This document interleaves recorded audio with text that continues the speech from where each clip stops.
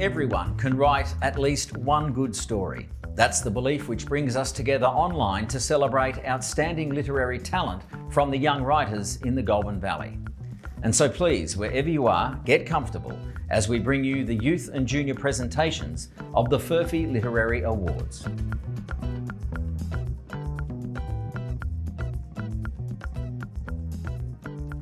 I'm your host, Matt Dowling. Thank you for joining us. On behalf of the Furphy Literary Awards, we would like to acknowledge the traditional owners of the land, which now comprises Greater Shepparton. We pay respect to their tribal elders, we celebrate their continuing culture, and we acknowledge the memory of their ancestors. This year, like last year, the Furphy Literary Awards are being held in the shadow of the ongoing global pandemic, which prevents us coming together in person. And yet, despite it all, the awards have once again inspired a large number of poetry and stories from students across the Goulburn Valley. And for this, we say thank you. And we hope these awards provided you with a thought-provoking activity during these testing times. And we look forward to reading more of your work in the future. On the subject of thank yous, let us also dip our quill into the inkwell of gratitude and acknowledge the award partners, the Furphy Foundation, La Trobe University and Goulburn Valley Libraries for their continued support, as well as the Greater Shepparton City Council, a proud sponsor of the junior and youth categories of the Furphy Literary Awards. We hope you enjoy watching the presentation of these awards, and now please welcome Furphy Foundation Directors, Adam and Sam Furphy. Hello and welcome to the 2021 Furphy Literary Awards. My name is Sam Furphy, and along with my cousin Adam, we are so pleased to present the junior and youth categories of the Furphy Literary Awards in honour of our great-great-great-uncle, Joseph Furphy, and his significant contribution to Australian literature. We were looking forward to presenting the 2021 awards in person this year. However, due to the changing and unpredictable nature of COVID restrictions, our plans have changed, and so we are very pleased to present the 2021 Furphy Literary Awards as a virtual experience. The Furphy Literary Awards celebrate the wonderful art of writing short stories. The junior and youth categories are open to those under the age of 18 in the Goulburn Valley and offer prizes for short stories and poetry. We're sure that Joseph would be thrilled to know of the many entries being submitted by young people working to find their writing voice in the area that he called home for so many years and in which he wrote much of his work. We would like to acknowledge the Greater Shepparton City Council as a proud sponsor of the junior and youth categories of the Furphy Literary Awards, and we welcome their support and engagement with young people and schools across the local region. The Goulburn Valley Library have been associated with this award since its inception, and of course provide the Goulburn Valley with great reading and more through their network of libraries across the region. La Trobe University are also a wonderful sponsor of the awards and have worked with the winner of last year's open event to conduct writing workshops with students in the region during the La Trobe residency, which was part of the open category prize. Of course, the Furphy Literary Awards would not be the competition they've become without the wonderful contestants who have put their best short stories and poems forward for judging. Thank you sincerely for your creative efforts, and of course, good luck. We would like to also acknowledge and thank our advisory board, Malcolm Eadie, Elizabeth Capp, Kevin Priest and Melanie Holt, for your support and contribution to the direction of the Furphy Literary Awards, along with the judges of the awards who you will hear from shortly. Finally, we would like to acknowledge the tireless work of our competition coordinators, Linda Bruce and Robin Black. Together they have really delivered in what we all know have been challenging times. Thank you all for watching, and we hope you enjoy the presentation and the works that have been celebrated. The Furphy Literary Awards honour the Australian author Joseph Furphy, whose major work, Such Is Life, is recognised as an Australian classic. Published in 1903, Such Is Life, like his other works, captured the Australian character and custom, life and scenery in a unique way that is rich and detailed. Joseph was born in 1843 in the Yarra Valley, where his parents, having recently emigrated from Ireland, worked on Yering Station. Educated by his mother due to the absence of a school in the district, Joseph developed a love of books from an early age, Shakespeare and the Bible being the two most available to him. As a young man, he worked in various agricultural pursuits, eventually selecting land in the Colbanaban region in Shepparton. Alas, drought and poor land got the better of him, and he established himself as a bullock driver in the Riverina district in New South Wales. It was this chapter of his life that gave him the experience and contemplations which gave rise to so much of his later writing. Drought once again visited disaster upon him in 1883, and he lost his bullocks and business and found himself in Shepparton working at his brother's foundry to support his family. Whilst the job in the foundry robbed him of his independence, it did provide the thing that was of critical use for him: time. Time to write in his small cottage at the back of the foundry under the light of a small lantern. Thus was produced Such Is Life. Upon sending the manuscript to A.G. Stevens at the Bulletin, Joseph wrote, "I have just finished writing a full-sized novel titled Such Is Life. The scene, Riverina and Northern Victoria. Temper, democratic. Bias, offensively Australian." Stevens pronounced it to be fitted to an Australian classic or semi-classic. Such Is Life sold 1,100 copies in Joseph's lifetime. A year after it was published, he moved to Fremantle, where his sons established their own foundry. He died there in 1912. Like so many creative talents, his work was admired more so after his death and has shown enduring worth. He waited 6 years for his publication, and his other works were not published until many years after his death. Today, his work remains a thoughtful and colourful insight into an earlier Australia, and the Furphy Literary Awards add to his legacy of Australian writing. And on the subject of Australian writing, this year we have 4 categories in the junior and youth section of the Furphy Literary Awards. There's a poetry competition for juniors 12 years and under, limited to 20 lines. The youth poetry competition is open for entrants aged 13 to 17 and is expanded to 30 lines. There is also a short story competition for juniors as well as youth, with each category a maximum of 2,000 words. Each category carries prize money of $300 for first, $100 for second, and $50 for third. And so now to the first accolades for this presentation. The Junior Poetry Award. Please welcome category judge True Dowling to make the announcement. True is a Bendigo-based poet, performer, freelance writer and editor. She has taught fiction writing, poetry, storytelling and non-fiction at Victoria University, Bendigo TAFE, and privately for 16 years. Her poems have won awards in Australia, Ireland, UK and USA. Thanks, True. Hello, I'm True Dowling, the judge for the Junior Poetry section of the Furphy Literary Awards. Poetry gives us a glimpse of understanding. It helps us make sense of the world. It can be wildly imaginative or simply honest. It can challenge our thinking, make us feel, and suggest many possibilities without telling us what to think or feel. It shows rather than tells. Poetry can capture and build a moment, a memory, a story through the language used and the form it's written in. Every word counts to make a poem flow towards completion. This year's 28 junior poetry entries were inventive and varied in language and form, ranging from sonnets to bush ballads, free verse to experimentally structured poems. It was heartening to read such imaginative works. Common relatable topics were the sea, the seasons, nature and the environment, and family life. Though the shortlist standard was high, a few mistakes crept in to disrupt the poem's strong ideas and flow, even for the winners. So I've put together a few tips to help improve punctuation, sentence structure, and word choice. Remember to read your work out loud.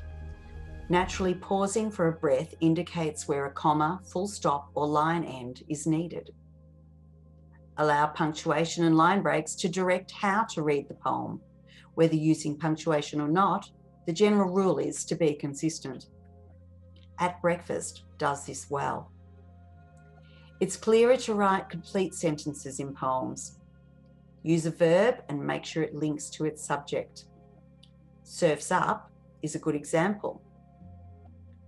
Make sure past and present tenses are in sync with the poem's direction. Check you haven't missed words like a or the or of. Capitals at the start of each line can confuse the reader. It's fairly old-fashioned, and if using them for emphasis, you need to ask if the capitals are working. Be careful of using ancient or unusual words. Look up the meaning of the word to see if it makes sense and suits your purpose. Mostly though, the better poems surprised and delighted. Sensory details placed us right in the landscape, while metaphors, similes, rhymes and half-rhymes, and poetic tricks like alliteration, assonance and onomatopoeia made the poems sing. I was particularly impressed by how skillfully the winning poems captured immediate time and time passing. The maturity with which this was handled was quite astounding, and it was a key standout. It created layers of meaning that drew me into each poem. Now to announce the winners. Overall, there was a lot to admire for different reasons, which made choosing just 10 shortlisted poems tricky. Narrowing it down to just 3 was even more difficult, which is why there are 4 place getters. I couldn't decide between these 2 poems, so very different in style and subject, but each effective in its own right. So my third place is At Breakfast by Errol Rose. Well done, Errol. Errol's poem uses simple, selective, concrete images to conjure a thoughtful mood. It manages to express the passing of a whole day in a moment, while creating a clever mirror form to end the poem that demonstrates its reflective quality. At Breakfast is a terrific example of show, don't tell, through clear language and experimental form.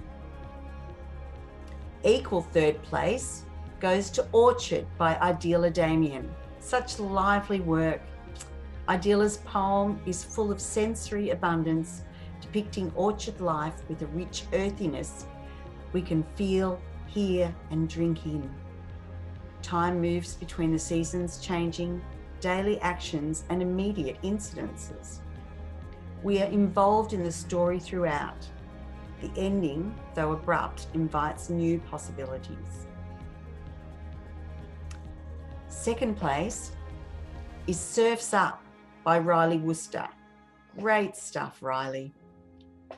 Riley's poem, which was so close to winning, surprised me with its maturity and complete balance of action, sensory description, and distinct rhythms and language devices that mimic its topic, the tide. It is a most complete, joyful poem that manages to not just lead us into the scene, but teach us how to surf, while capturing the movement, effort, tension, and union between sea and surfer. Beautifully done. And the winner is, drum roll, A Hopeful Dream by Darcy Minturn. Memorable work, Darcy. Congratulations. This insightful, sophisticated poem wowed me by its attempt to understand how immensely vulnerable our natural world is to climate changes. Darcy handled the complex struggle between human destruction and hopeful effort with subtle beauty and thoughtfulness. It's a very impressive poem. Rhythms abound in sensory movement. Feelings and experiences are traced from past to present to future without preaching or telling. Repeated symbols of the woods, smoke, and the clock striking are a wake-up call for us all to make the hopeful dream a reality. Its heartfelt topic, clever language use, and carefully constructed form make it a clear, outright winner. I was deeply moved by its honesty and gentle passion. Congratulations, Darcy, and congratulations to all of the winners. Very well done, and I hope you go far with your poetry. Thank you, True Dowling, and congratulations, Darcy. And now to our second junior category, the Junior Short Story Award. Please welcome Judge Sue Ellen Drysdale. Sue Ellen has been an active member of the Golden Valley Writers Group and has judged the junior section of the Literary Awards for the past 14 years. She's published 2 children's adventure fantasy novels. Both were finalists in the Next Generation Indie Book Awards in America. Sue Ellen has also published a children's picture book. Thank you, Sue Ellen. Hi, it was such a pleasure to be able to judge the junior section of the Furphy Literary Awards again this year. The junior section is for kids up to the age and including age 12, and it's a great way for kids in the local region to practice their writing skills. Well, last year we had 115 entries, record numbers, but this year we had less than half with only 48 entries. However, the quality of the entries was exceptionally high. Although judging is done without the names or the ages of the students, once it's completed, we get to see who they are. And it was fantastic to be able to see some familiar names of students who've entered in previous years. So if your story didn't win this year, keep writing, keep entering competitions. Maybe even read through the shortlisted entries to see how other students have approached their writing. Get inspired. Let's use our confinement. It's been a very strange year again this year with being stuck at home. So a perfect opportunity to get daydreaming and write some stories. This year's competition, we had a range of topics, including historical events such as the war or early settlement in Australia. There were fantasy stories, different worlds, and even magic in this world. There's some crime stories, and funnily enough, there were even a few about teachers who were terrible or evil. So congratulations to everyone who entered. It's such an effort, but it's worth having a go. A few tips for young writers before we talk about the winners. Remember to bring your characters to life by showing their personality, either by the way that they do things, what they do and what they say, but just as importantly, how do your characters feel? Let some of their emotions shine through. Also, stay on track. Keep the story moving towards the conclusion and don't ramble. Make sure all the pieces of the story fit together. And if there's a bit in there that's not necessary, maybe just edit it out. Inject some excitement into your story. Is there a problem that needs to be resolved? But don't let your story fizzle towards the end. Give it a satisfying end. The reader will feel a sense of satisfaction. Maybe you could even put a surprise at the end. This year, as I said, it was a tough competition. We ended up with 10 short-listed stories, all excellent stories in their own right. But, of course, we can only have one winner, so we have 3 finalists. So now I'd like to announce the finalists. Third prize goes to Lila Plunkett from Golden Valley Grammar for her story Pearls. Pearls is a story about a girl and her parents who are passionate about saving the Great Barrier Reef. The passion of their cause oozes through the words, and the storyteller paints a vivid picture of the world they're trying to save through snippets of daydreams. It's a lovely story with a very important message. Congratulations, Lila. Second prize goes to Fletcher Davies, who is homeschooled, and his story is Who Would Have Thought? This is a story about a boy and his grandfather who find several gold nuggets with a metal detector, and they're later stolen from their home. The story is paced perfectly and drops in some early clues which allows the plot to unfold with an exciting conclusion. There are some beautifully written elements in this mini adventure, and I'd like to just share one of those with you now. So this is part way through his story. Living in a country, we often have nocturnal visitors. So to begin with, I wasn't worried. I just assumed another possum had found its way in through the cat flap. Dad usually takes ages to notice. His chainsaw-like snoring prevents him from being aware of surroundings. With one eye barely open, I decided to creep down the stairs and attempt to usher a marsupial intruder outside with a broom. The light from the full moon shone brightly through the kitchen window, and to my surprise, through the open back door too. So that's a great story, and I'm just surprised at how someone from such a young age can pull together those elements extremely well. So congratulations, Fletcher. Now for the first prize. And I didn't know who the winners were, but I am happy to announce that Lila Plunkett from the Goulburn Valley Grammar has won first prize as well as third prize.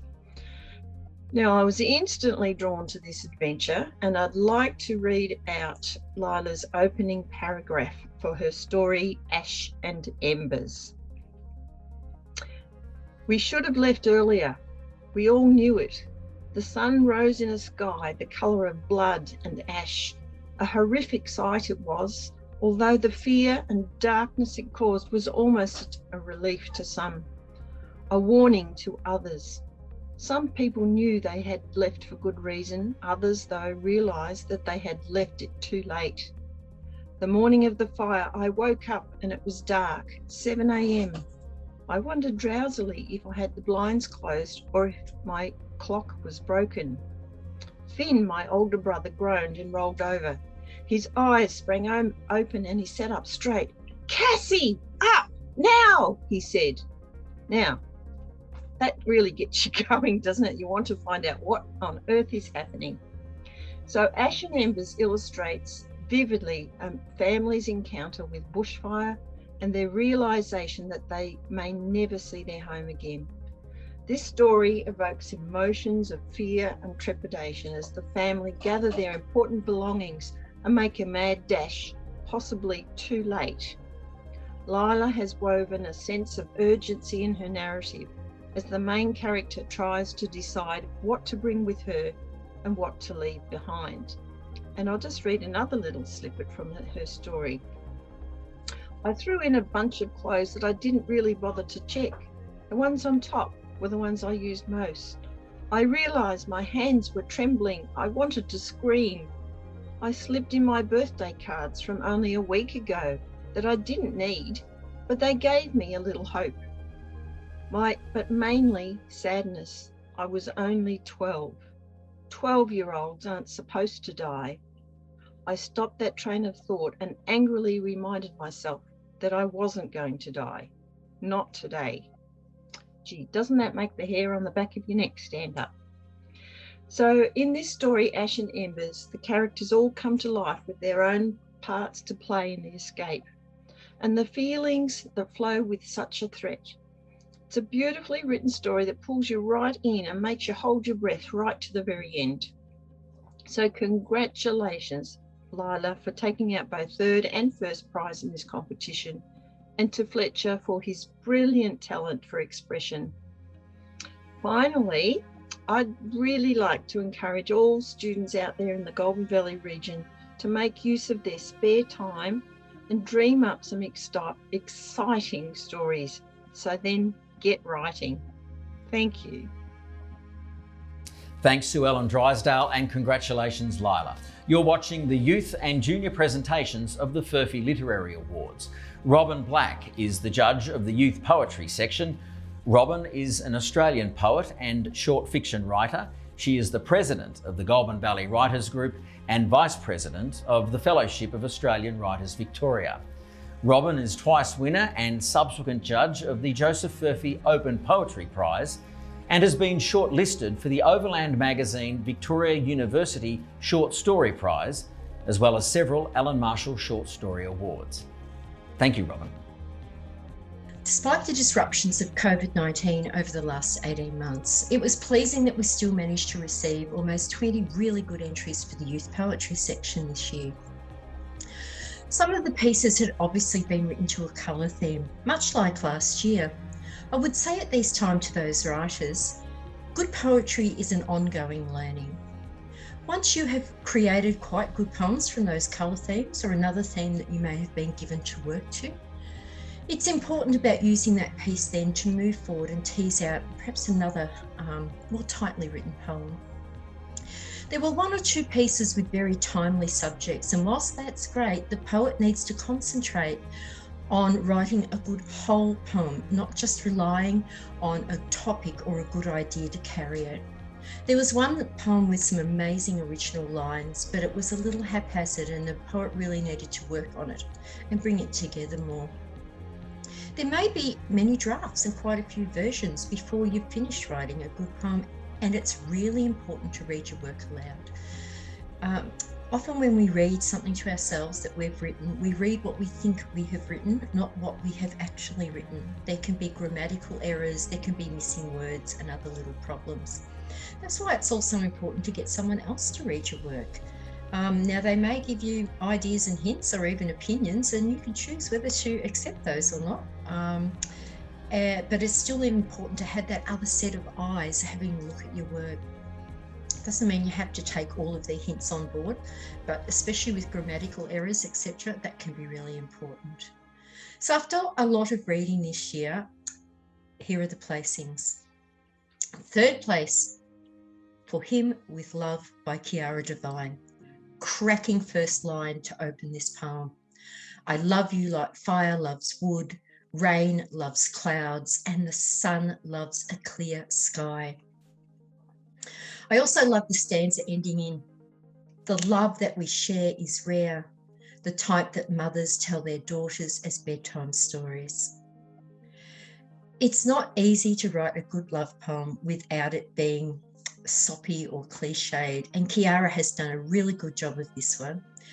I actually thought this poem ended well on the second last stanza and that the last three lines were not needed, but that's again a personal choice.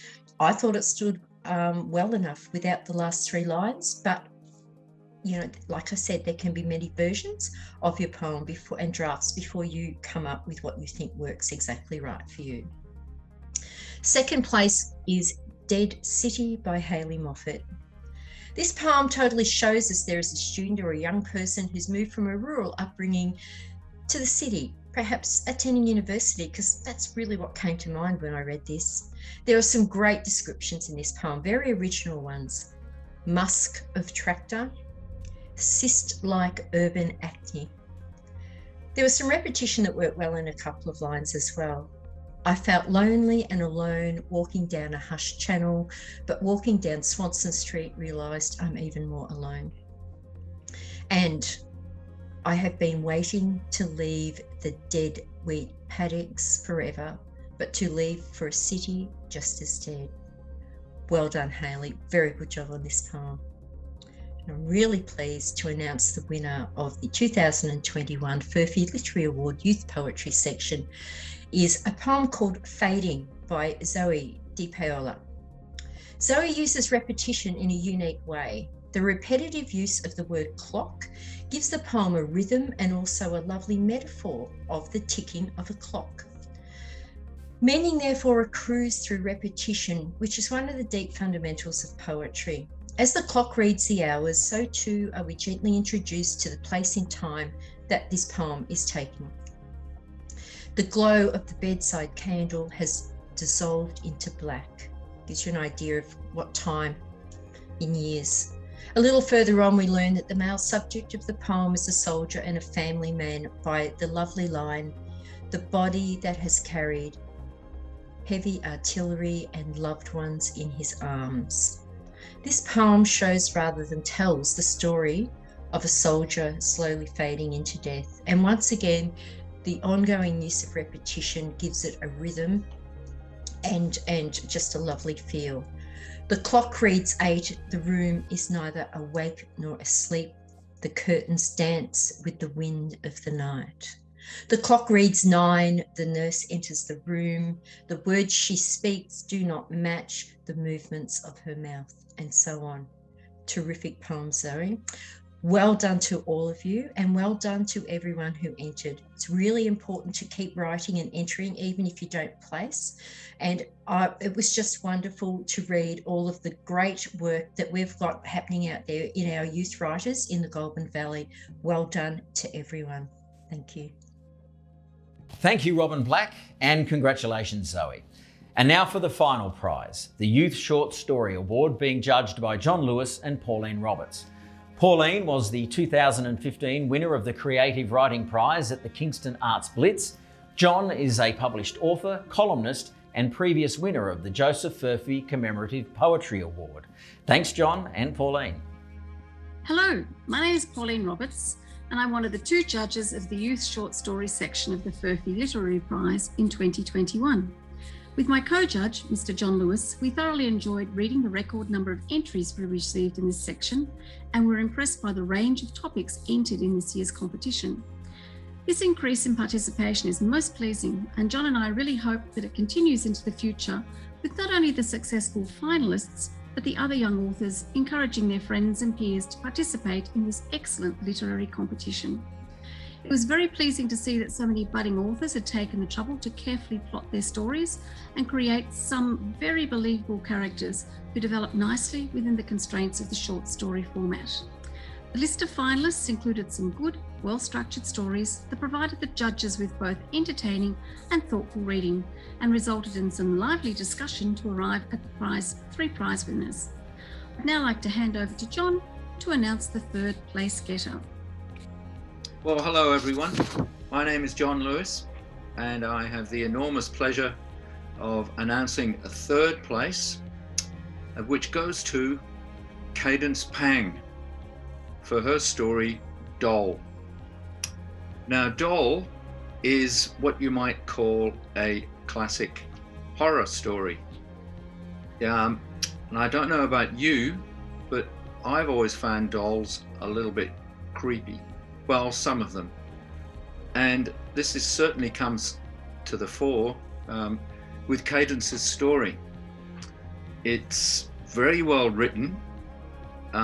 It sticks to the classic formula, which is really, if you're going to write a horror story, it has to be very believable.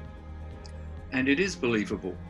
The author takes us into an antique shop where there's a strange lady selling dolls, and the main character is looking for a present to give to somebody, and there's a lot of detail in the way that the character walks around the doll shop looking at the various dolls, and the author describes them all with great detail.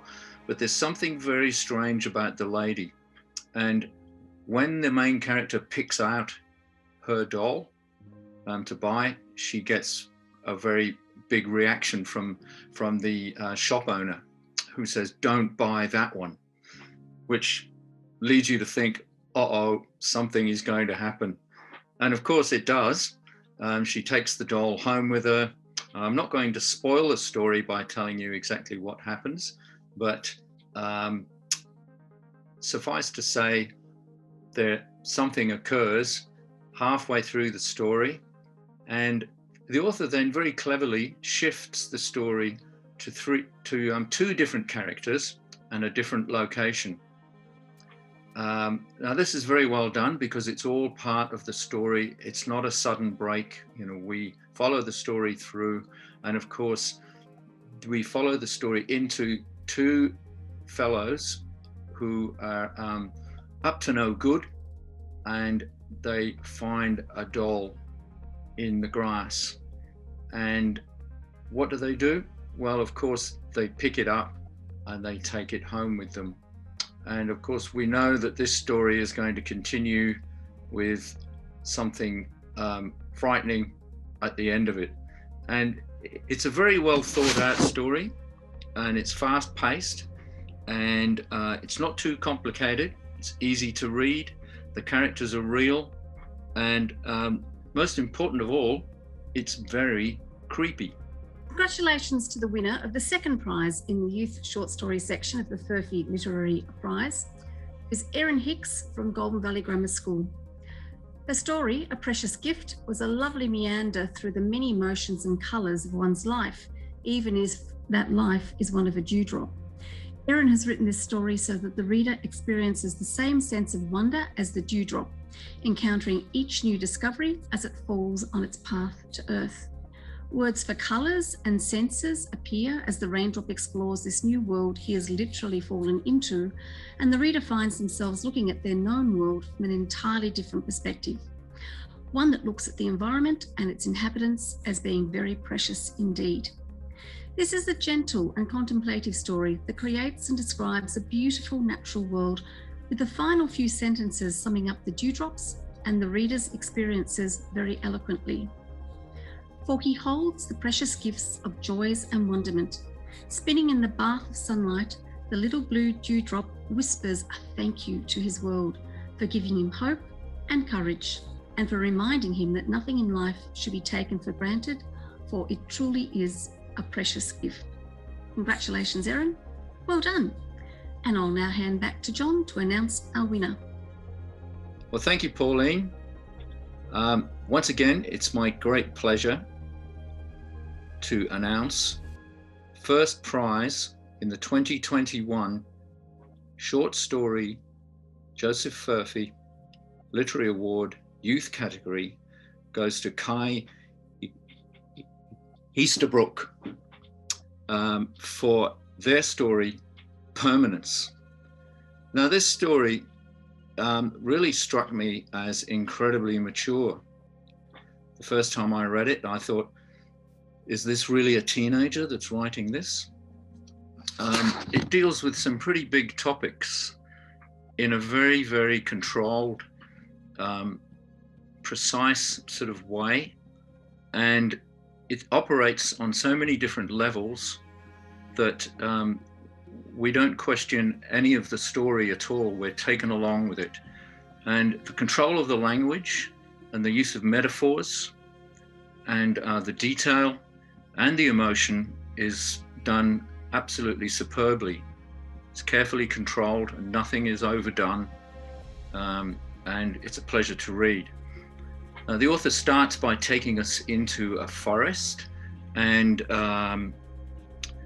with a 7-year-old girl called Maisie, who walks around and she's looking at the different animals and the birds and the trees. And it's almost a magical sort of place, but it's not quite, because we do get a sense that this is a real place. And the author is very good at detail and describes things very, very carefully. And it's almost a place of sort of happiness. And then the author introduces the idea of things being temporary. Nothing lasts forever, which is quite a deep sort of thought, really. It's quite a deep philosophical thought. But even though it's very high flying, thinking of death and nothing lasts forever, the author still keeps things on the ground and planted in reality, with little details like the sound of the mud going splat when Maisie sits down. And then gradually we're taken back into the real world, where Maisie walks into a town and we can hear car horns and people shouting, and she goes into her own garden, and then she goes into a bedroom where there's a person in bed, and we understand that the person is dying. Now, all this is written in a very controlled sort of way. There's no big emotion or anything like that. It's easy to follow and easy to understand. And Maisie talks to the person in bed, and she listens to the person's heart going ba-dump, ba-dump. And so we're taken from a big outside space in a forest into a very intimate, quiet sort of space. And this is done absolutely brilliantly. We follow it very, very carefully with no, we don't question it at all. I'm not going to tell you how it ends, except to say that it's very moving. And again, it's very well controlled. So this story really does display a mastery of the written word. And I reckon there is a bright future ahead for Kai in the craft of writing. And well done, Kai. I look forward to seeing your name one day among the lists of our most celebrated writers. Well done, Kai. Thank you, John and Pauline, and once again, congratulations, Kai, and all our winners. Some amazing storytelling and poetry from young members of our community. That brings us to the end of the Junior and Youth Furphy Literary Awards, but check out our website for the link to the open presentation, including the announcement of the winner of the Furphy National Short Story Competition, and with it, the $15,000 first prize. I'm Matt Dowling. Look forward to seeing you again soon.